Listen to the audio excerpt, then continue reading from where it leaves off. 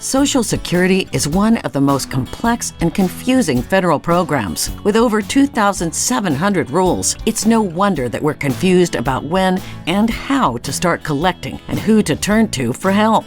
Welcome to Social Security Answers from the Experts, hosted by Martha Shedden. In this podcast series, Martha meets with professionals to provide you with the answers to questions about this most important financial decision. And now, here's your host, President and co-founder of the National Association of Registered Social Security Analysts, Martha Shedden.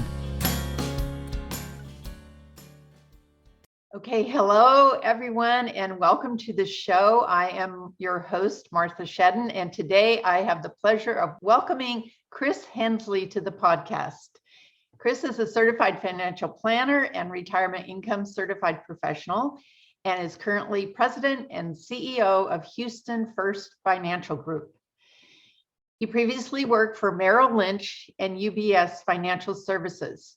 Chris has hosted the radio podcast show Money Matters for the past 4 years and has been an active contributor to Houston Money Week since 2008, currently serving on the leadership team. So Chris, I'm so pleased to have you on the show today. Absolutely. Martha, thank you for inviting me. I'm excited to be here. Well, great. I have some really good questions for you, but I do like to start in the beginning. Tell us about yourself. You've stated that you want to help people achieve their life goals through being a financial advisor. And tell us what you studied in college and how you got to the point where you are now. Oh yeah. So that's an interesting story there. I studied philosophy and English, and a little bit different journey than many other advisors. You know, I didn't go into this thinking I would end up doing financial planning or retirement planning. I wanted to teach. I wanted to be a philosophy professor. This was the mid 90s. And so this was during the tech boom, and eventually became the tech bubble.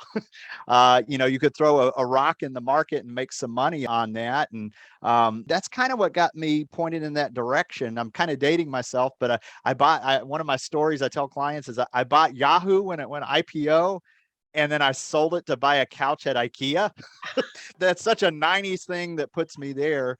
But that kind of shifted me into getting interested in the market. Well, why, how are people making money? What's this about?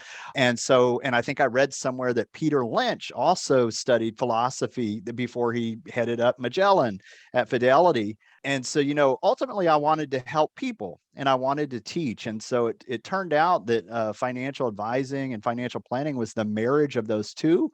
I ended up going out and doing seminars and a lot of public speaking and things where I would kind of check that box as far as getting in front of groups and doing group education. But the part of me that cares about the client and really, really wants to help people, that's what kind of drew me down this path. Interesting. Well, we're glad to have you here. So people, for both financial professionals and consumers listening to our show, what do you have to say about the current situation we find ourselves in with the volatile markets, inflation, rising interest rates? Any advice? Oh yeah.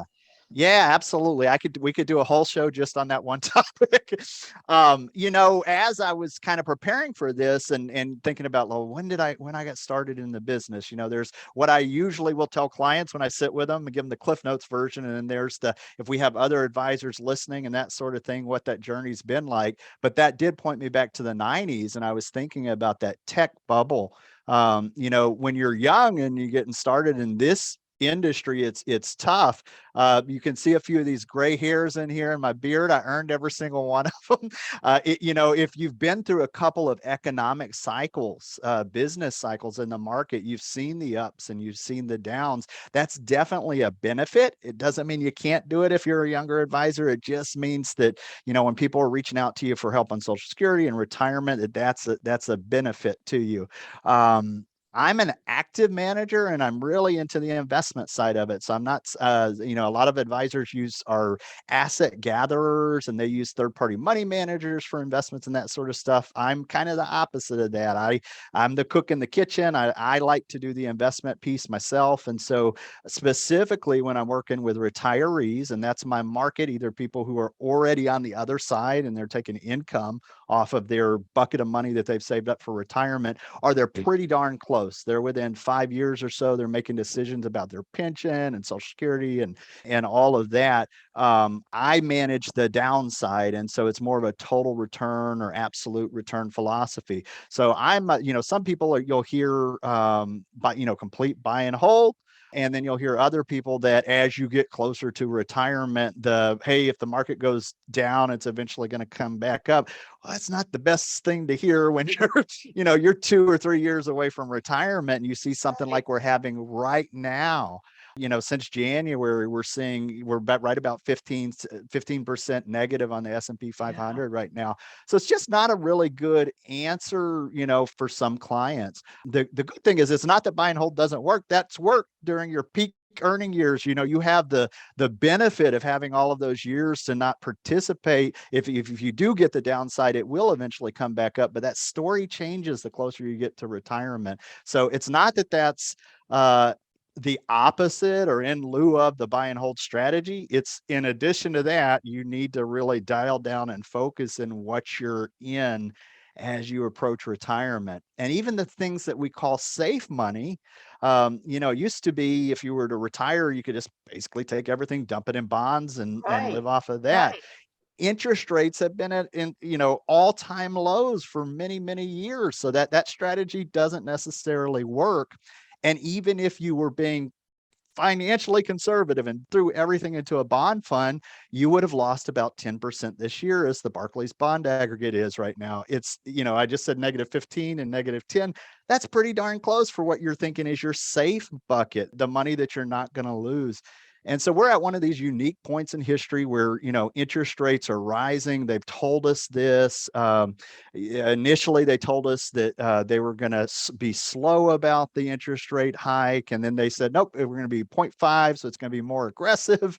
And we know historically, the faster that they've raised rates, the more amplified the effect is on both the bond market and the equities market. So none of that stuff is good or makes you feel better if you're about to turn on your retirement. So I would not caution, but I would tell people to be very intention about what you do with your retirement, especially if it's close. If it's this year, within the next couple of years, definitely a good reason to be looking at these things. Yeah. What about the possibility of something like annuities or life insurance? Yeah, absolutely. So there's always a place for insurance, whether it's annuities or life insurance in a good financial plan as a cornerstone. With the clients that I work with, it's a different experience. So the younger clients that I have, that's when you're looking to replace the income that you're bringing into the family. So if something happened to you, you've got this bucket of insurance there that will replace it. Now, when they get to me, they're right about to retire. And so there's some interesting insurance conversations that we have. It's more about reviews and inspecting what you expect. Maybe they bought that term policy 20 years ago because they were trying to save money and they weren't quite sure how it worked. And then they look at year 21, they knew that they could always renew it, but all of a sudden the premiums went up to 3 times what they were paying before. There's interesting things you can do if you purchased insurance when you were younger and you started building up cash value and you don't have a solution for long-term care and the kids are up out of the house, the mortgage is paid off, they're out of college, you might be able to do things like 1035 exchanges into long-term care policies. That's where we see some of those annuity products out there really coming in as a really good solution. We've seen traditional long-term care coverage. When I started, we had 12, 13 different carriers. Now as people have actually reached that age and are using it, that's whittled down to maybe 3 or I 4 of know, the, what a surprise. I you mean, know, I had a client reach out to me and say, I got a letter from this long-term care policy, and they're wanting to buy me out. They're wanting to say water down the coverage of an existing policy that they have. We'll lower the premiums here if you take a like a ding on the coverage. right. That's not the craziest thing that I've heard. I keep hearing this Yeah. kind of stuff. Yeah. Doesn't mean long-term care coverage is bad. It just means that it's less affordable than it was in the past, and so we've got to be unique in some of the ways that we're solving that problem for Yeah. retirees. Well, good. Talk to me about your company's retirement roadmap system and the 3Ds. Yeah. So the retirement roadmap system it's really what a financial plan is. It's the decisions, it's being able to, I like to say that retirement is a puzzle. These are all of those pieces that make sure that we fill in that puzzle, that we have the solution. Social Security is a big piece of this, and it gets left off of a lot of financial plans. And so I'm heavy on the investment side, but for many, the Medicare decision, the Social Security decision, estate planning, Mhm. um, life insurance, as you mentioned earlier, these are all really, really big things that are almost seen as ancillary or kind of outside of what, you can do everything right. You could invest in the market. You could put all of this money aside for retirement. And then when you get to time to turn on Social Security or time to turn on your pension, you can make some serious mistakes that will last throughout the next 30 years of your life. And so that's the idea behind the retirement roadmap system, is that we're making sure to include all of these things in your financial plan, that it's not a guessing thing. Realized when I looked at the website that you've had Lawrence Likoff on your show Mhm. before. The book Get What's Yours has been a big influence, and I've had him on Money Matters before. I've had the privilege of having him on the show Mhm. before. Yeah. And one of the stories he talks about in that book, kind of the way he opens the book, is he's sitting down with an attorney, and they're telling him, this mistake that I made on my Social Security cost me money. And people who are very intelligent, analytics, CPAs, they think that they can go about making these decisions that as if it should be intuitive. It's not. No, The- it's these not. these are some of the hardest things that you can do as far as making these decisions, and it's definitely not clear the way that the social deal. I don't know if you've had clients that have dealt with the Social Security Department that come in and tell you these crazy stories. Oh, we um, have we have so many clients at narssa, and that's what we do, is train financial advisors on Social Security and that claiming decision. And you can't do it without the software, such as Larry's right. Maximize My Social Security. There are just hundreds of thousands of possible strategies for families that have, spouse, young kids. It's just not something you can do. Well, I think you're doing a disservice to your clients if you don't fully analyze that decision, which is, of course, what you were saying. And then including all these other aspects of retirement planning. Retirees want that guaranteed security of regular income. And that's what Social Security is, pensions. It's a scary time to be approaching retirement. I would think, especially right now with what's going on, but that's why we need your wise advice here. Well, and I can tell you, any of the stories that we've heard before, over the many years that I've gone out and done seminars and presentations, and I've had participants in the audience raise their hand and share these stories with me. They always stick in my head, and I like to share them so that we don't keep making the same mistakes.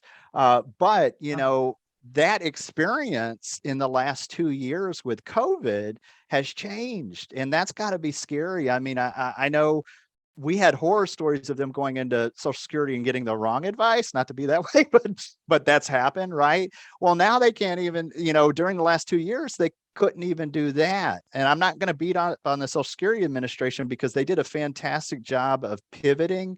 They were able to take a lot of these teleworkers and make some of the appeals hearings virtual. So in that, other organizations should mirror how quick they pivoted. Now, the negative side of that, or the downside of that, is anytime you get new people who are new to a company or an organization, there's a learning curve there. So the amount of questions that my clients have had when they've dealt with people on the phone or done one of these virtual meetings it's been frustrating, and the age group of people who are retiring and having to deal. Nobody likes dealing with a customer 800 number customer service, right? It's even more difficult when you have these questions. It's not a surprise that some of them just throw up their hands and say, I don't want to deal with this. They don't, yes, and you can't even know what questions to ask because the Social Security Administration employees aren't going to offer. They don't know your personal circumstances. So the more educated people are, the better, obviously. Do you have any unique approaches or philosophy surrounding Social Security claiming decisions that you offer your clients, or how do you deal with that? Yeah, so it is just as you mentioned earlier, and I'll just piggyback on that it can be as complex to everybody's situation as individual. There are, what seems easy, there's so many different decision points. What's the age? If it's a couple, who's who's brought in the highest income? Have you been married before? Have you been divorced?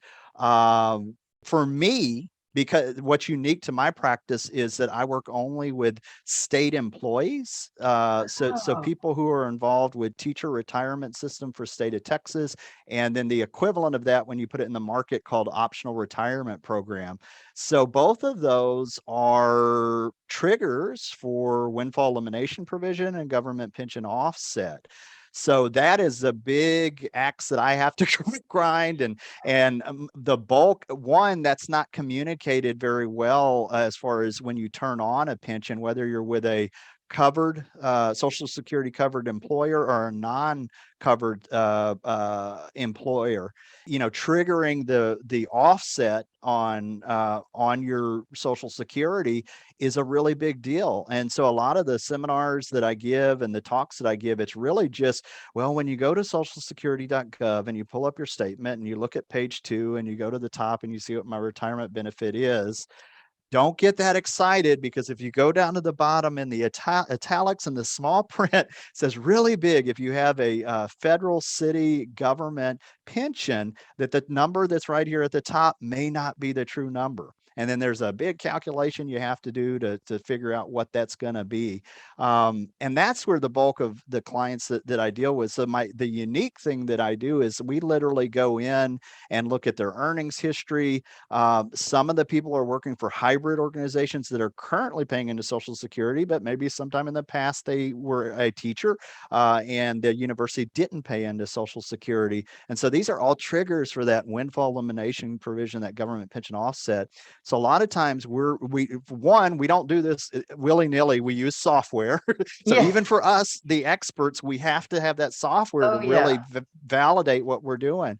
But going in there and looking for those 0 years where we see Medicare earnings in this column, but nothing in this column, and really probing and asking, did you substitute teach? What's the story here?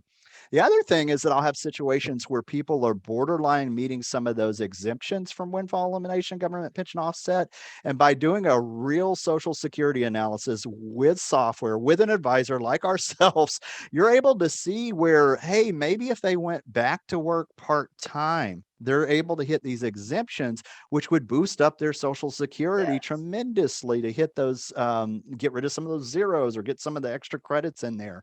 But you have to really dive into it. So I encourage other advisors, become part of the RSSA, get trained on this. It's not something that I've taken business from the competition because when they come in and ask, they're great on the investments. When they come in and ask them at the wirehouse about the pension and Social Security, their eyes gloss over. Doing a deep dive into the Social Security stuff it pays in dividends, not just for you, but for the client as well.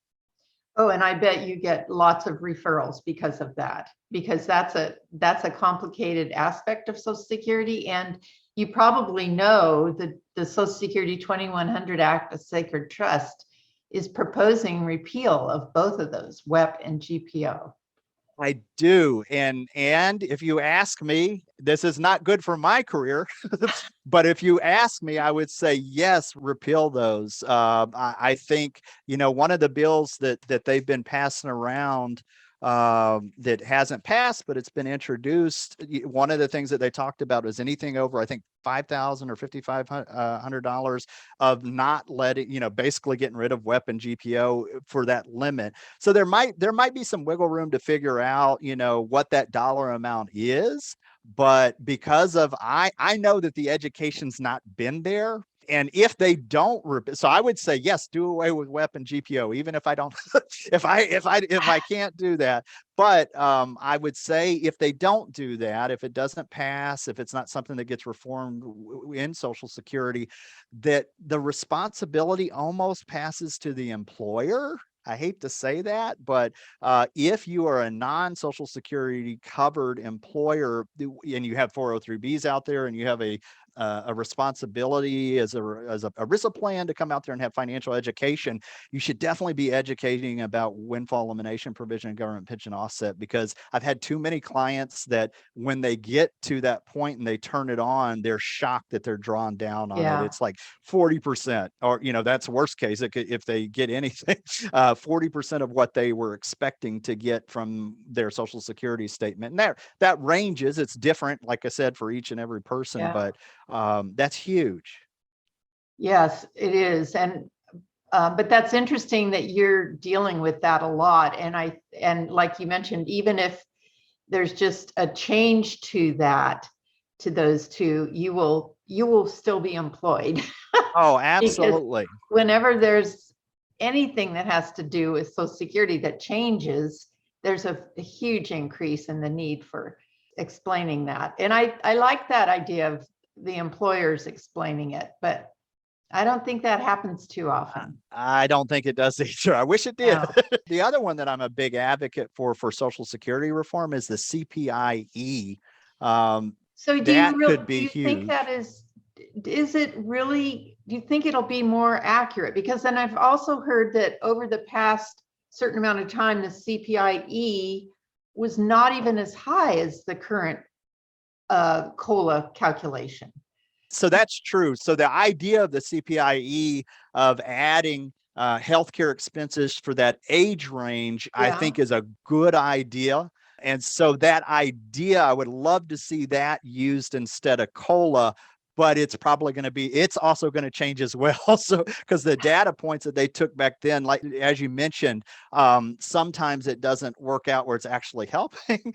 But I think the idea generally that as we age, I mean, if you ask anybody if healthcare expenses are going up, it's just, it's for everybody across the board, prescription drugs, healthcare, all of that is only getting more expensive. And so that being included as a thing in the inflation, I think is a great idea. And it may be CPI, Z or something. I don't know.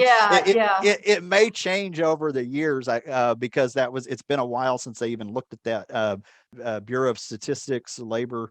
But I think it's a great idea. I think it's where we need to be heading.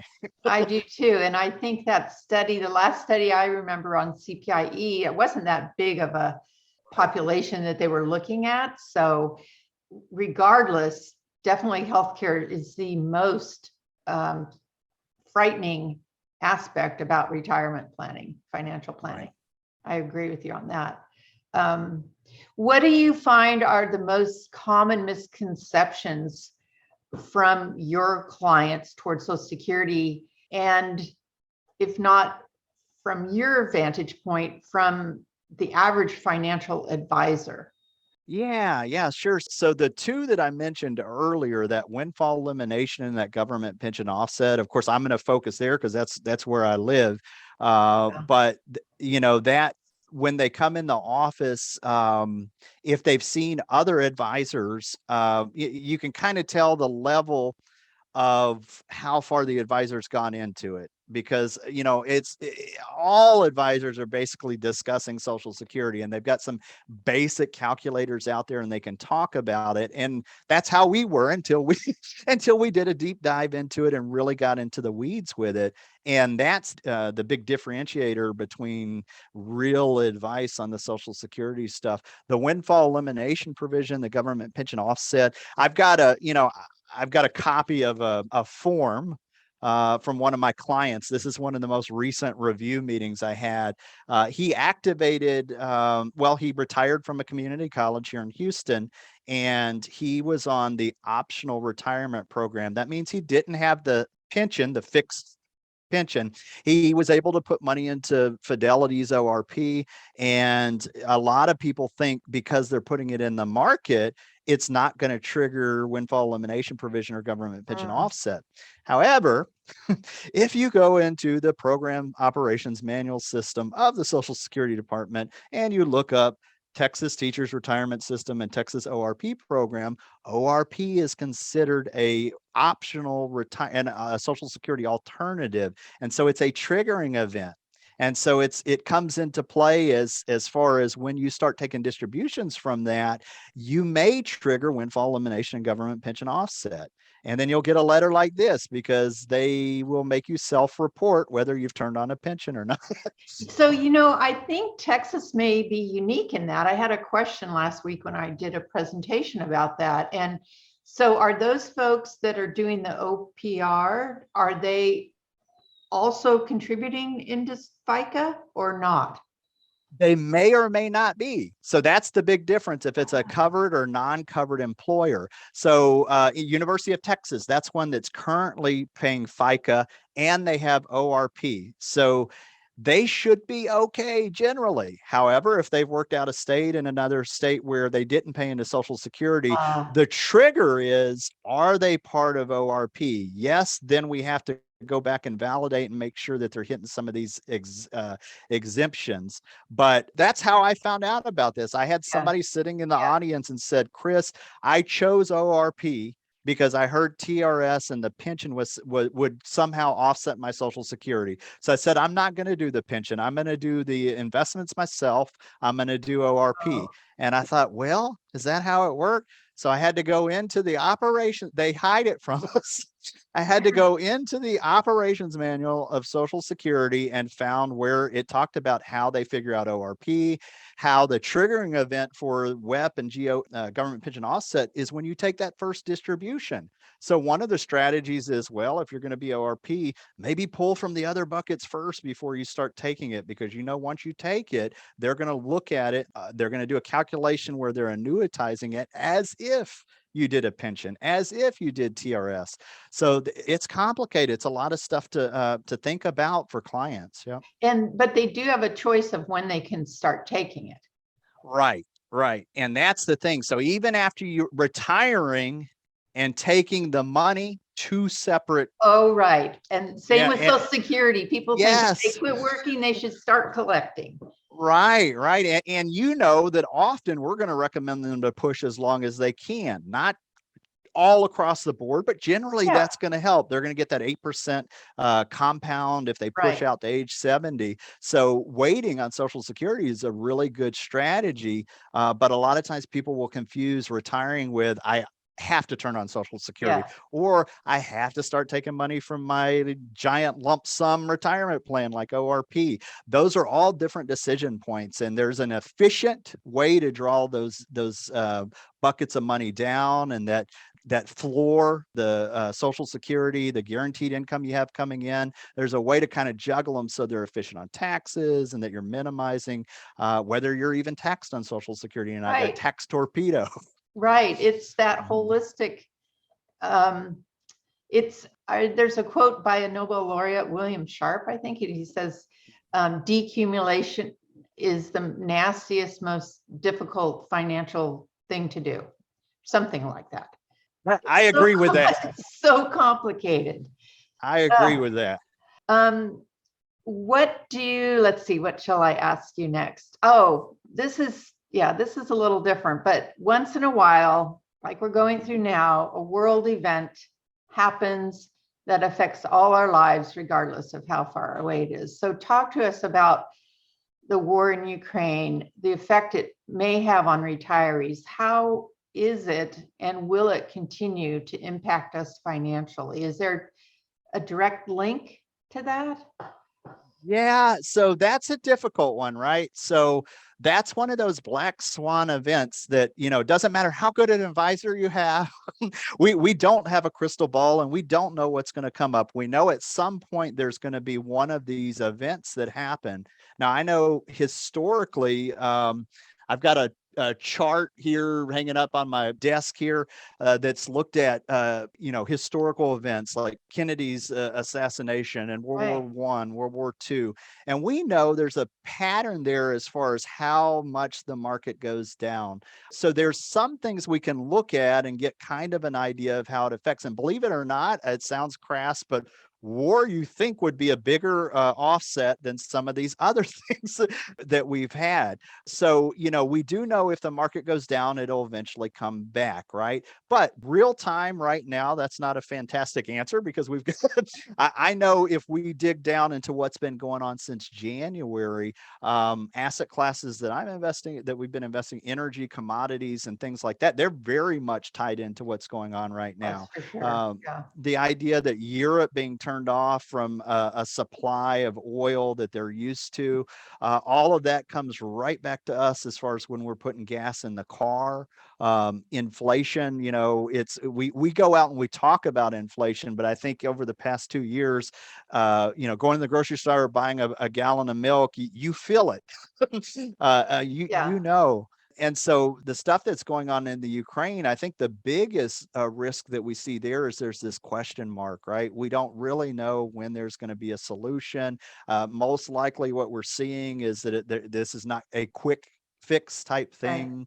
And so all of that stuff is, if you're the person who's lucky enough to be retiring right now and having to make some really big decisions about retirement, that some of the things that we're talking about today, Social Security, that's guaranteed, it's got the cost of living adjustment on it. Those are things that when you sit down and you do your post-retirement budget and you're trying to, what I call, create that retirement paycheck. What's my new paycheck going to look like when I turn my employer off? Those things are strong. That's the why, because there's not that question mark in there. You could have the best investment advisor out there, the market does good, but there's no guarantee there. There's always that question mark. Yeah. And so that Social Security income that you have, pensions, things that are guaranteed floor, that's where you start. Everything else, there's that variable, like, 1 year you're up double digits, next year you're negative 15. That's why those dollars, the Social Security income, those dollars that we're talking about are more valuable to you because you can predict them, you can budget them. The other stuff, there's a big question mark there. So definitely you can't think too hard on this stuff, but there are efficient ways to approach it and come at it. Yeah. How can financial advisors stay on the cutting edge in their business? And along with that, do you think there's education that they routinely fail to give themselves to be better prepared? Oh yeah.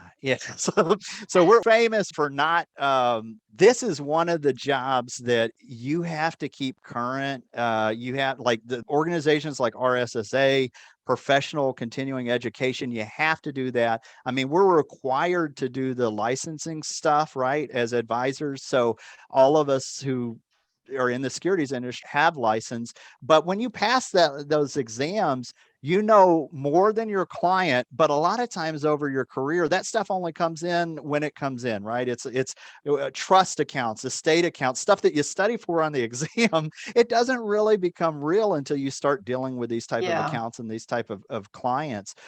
You have a responsibility to your client to go out there and learn about this stuff. Social Security is a great example of that because it doesn't automatically translate to new revenue in the door for advisors, right? They're not necessarily going to pay you just for the Social Security stuff, although they might. I know they might.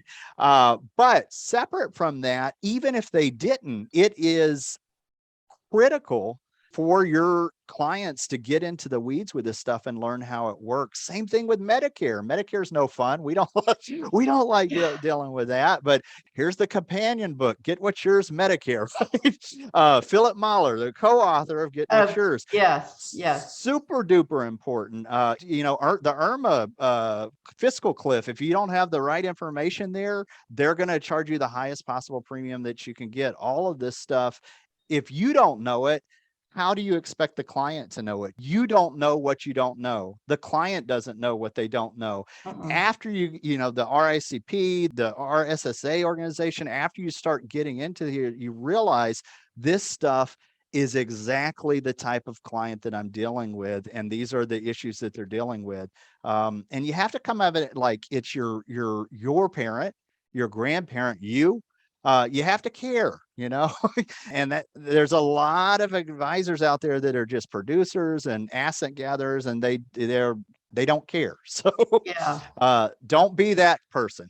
Don't be that person.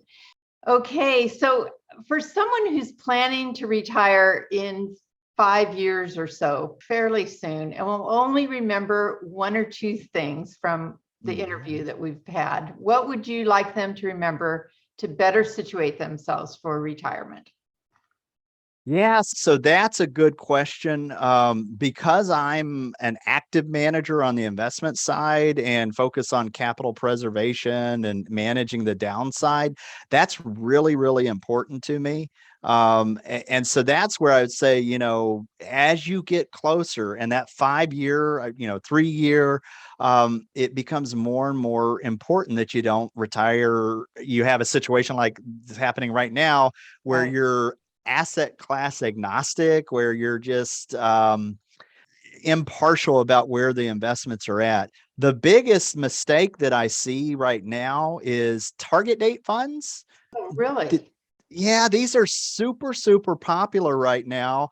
And if you think of the way that target date funds work, right, they put us into an asset allocation that looks like, maybe 60% bonds and 40% equities. And then as you get closer to whatever year you picked, so if you think you're retiring in 2025, it's going to automatically put you into something that looks almost 100% like bond funds, right? But remember at the beginning of the interview, I said the bonds are down 10%. Right. Wouldn't you be freaking out if you picked a target date fund because you thought it was the safest thing that you could possibly put your money in, and it lost 10% right along with the rest of the market? Right. So they're not doing anything wrong there. They glide path you based on your age. The problem is they take no regard to what's going on in the market currently, right? And we know that this is when they're raising rates this is what happens to bond funds. So you're going to have to be more conscious of that as you get closer to retirement, and you can't really afford to get a big drawdown. So looking at, and this is the way that I got turned on to total return or absolute return, is this is the way that TRS manages their money.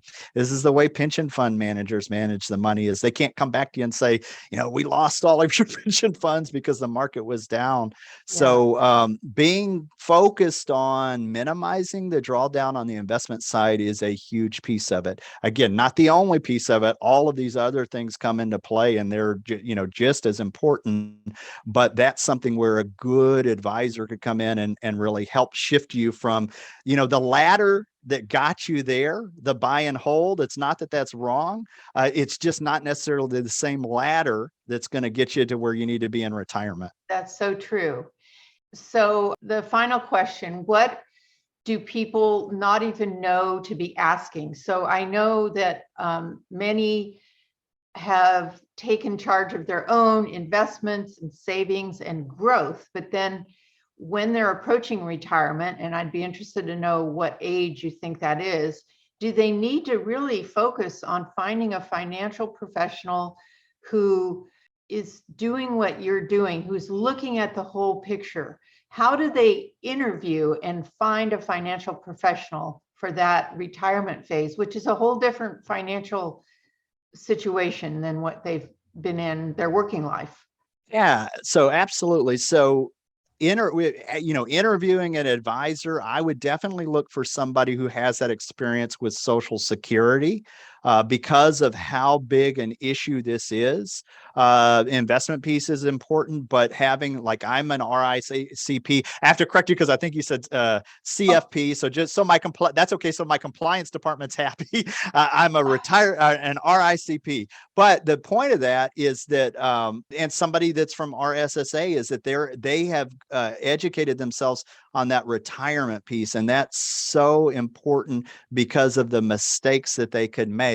They don't know what they don't know. We hear teachers have heard somewhere in the break room that, I'm not going to get Social Security because I'm a teacher. Exactly. That's usually not the case. The average teacher that I see, even in their college years, they've worked some part-time position that they've gotten some amount of Social Security in there. So even if it's $300 or $400, you take that times 30, we're talking millions of dollars. This is probably bigger than what you've got saved up as in your investment portfolio. It is.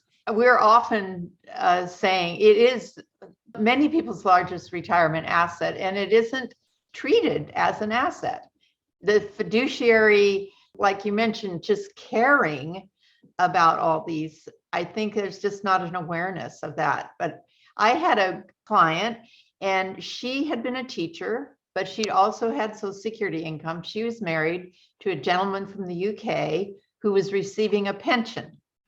So boy, that was complicated. Wow. He was entitled to a spousal benefit on her reduced WEP PIA. And of course, we went through so many rounds with the Social Security Administration. Wow. But in the end, he only received maybe $200 or $300. But you know what? That was paying for his Medicare premium. Absolutely. And that for national WEP, that's a big math problem.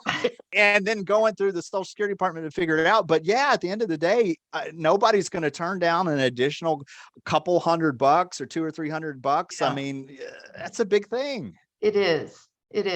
And it's so gratifying I know you must feel that way too. It's just so wonderful to see people secure and feeling at ease about their retirement years. Absolutely. Well, this has been wonderful talking with you. Where can people go to learn more about you, to get in touch? I'm assuming you work remotely with clients? Yeah. So, we are here in the Houston and the Gulf Coast area. When COVID happened, we actually started doing webinars about 2 months prior to that. And we expanded our footprint from just Houston and the Gulf Coast all across Texas. So now I have people from Austin, San Antonio. It's actually, it was in some ways dumb luck, and in some way it was a blessing to be there before. But you can find us on www.houstonfirstfinancialgroup.com. And we do work with people virtually outside of physically here in Houston. And then definitely for the podcast, it's www.moneymatterspodcast.com. And that'll give you an idea of, the different areas that we can dive into and that we've explored. And yep. Great. Oh, it's been so fun speaking with you. That's it for today, though. Thank you for listening to our podcast. Please tune in every Wednesday for new episodes. Our expert guests share a wide variety of knowledge about every aspect of retirement planning, and we will see you next week.